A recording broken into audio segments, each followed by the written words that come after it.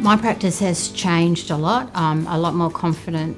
I have a lot more knowledge. Me not being from a background of this kind of job, obviously just being able to word things differently. From my background, it was a bit hard to talk about your sexual health, so being aware that young people are actually able to do that more freely these days just makes it easier for myself as a caseworker. And I'm not afraid to have longer conversations, so not just a surface conversation, but a more in-depth conversation to try and explore more what a young person needs.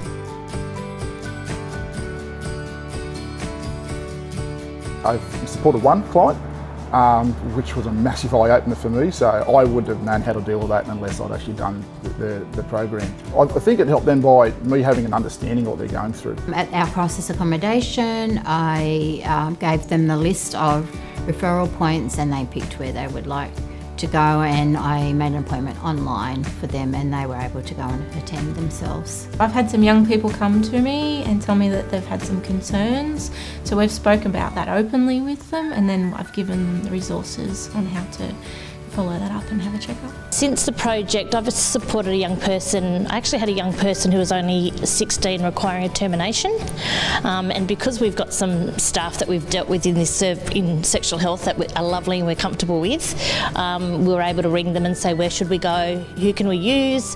They sent us to wonderful services that were very, very youth friendly, and not only do they just give them the information, they go above and beyond to make these people comfortable. They subsidise costs, carry on with counselling. It's fantastic.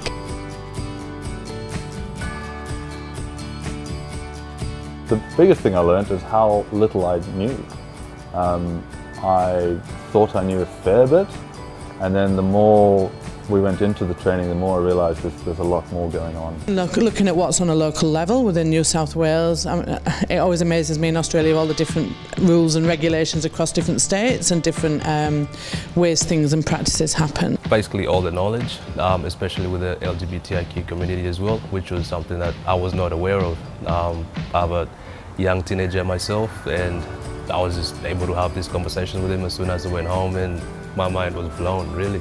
So much diversity these days, and just being able to understand that even though we all look the same, we don't identify the same.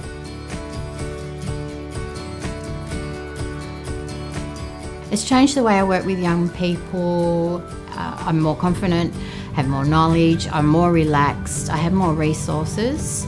When they approach me with the subject, if I am shocked, I try not to show it that I am shocked and that I have compassion. Being very mindful of how people express themselves, and being mindful as well of whether someone feels open enough to have those conversations with myself.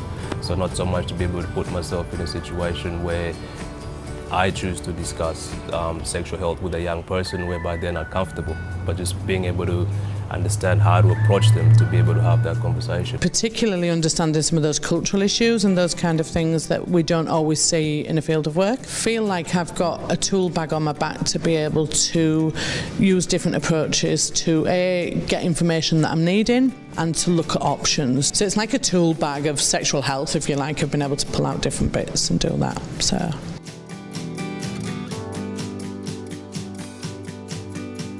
We didn't really recognise what we could have added to the programs. We had a very bland checklist on sexual health and health and wellbeing for young people. So the checklist enabled us to kind of tailor it for Aboriginal young people as well, and then all the additional stuff that the staff would need to have conversations around. It was to make sure that our organisation was doing everything that we needed to do and to do better, and to start planning sexual health activities within the organisation, which we really hadn't been doing, and this gave us a format to tick off.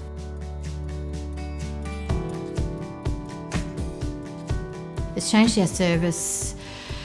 More people are aware.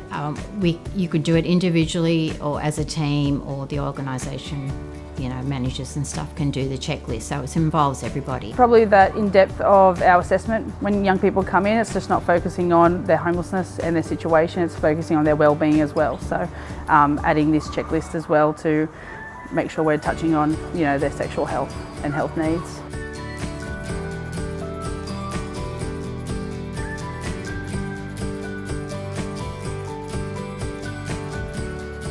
the support I got from the workers was I could contact them at any time, and also being able to take the clients in to see these workers as well and sit down and have a chat. Obviously, with that gave me more understanding as well. And just also knowing that if I do have any questions or if I'm having barriers within communicating with the young person, I'm able to contact them and bounce off ideas on how to be able to approach this young person. The staff helped me greatly. I had a young person that was transitioning while staying in our accommodation, so I was able to ring one of the workers and have a conversation to make sure that we had covered everything we needed to do. Even just coming through the trainings that the staff was sitting in, it was vibrant, it was loud, it was fun. The staff took on the information and were able to put it into real life context.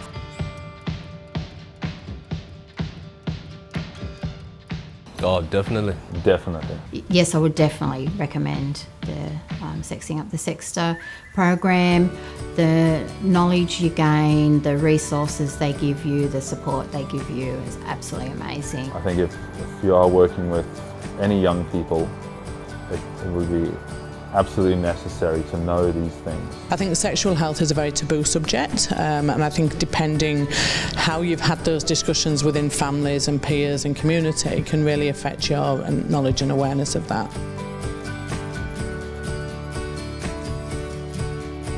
Since the staff undertook this training, it has been probably the most relevant one in the last few years for frontline workers to implement with young people. It definitely gives you a bit of understanding and broader knowledge of services out there.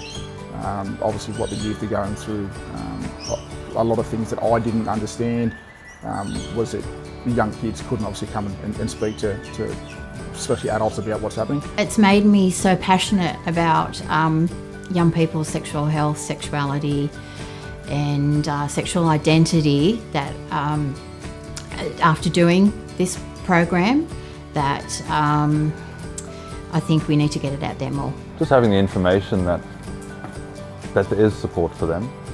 They aren't alone in what they're going through, whether it's identity or sexual activity, teenage pregnancy. You know, there are a lot of options out there, and there's so many people that they can talk to.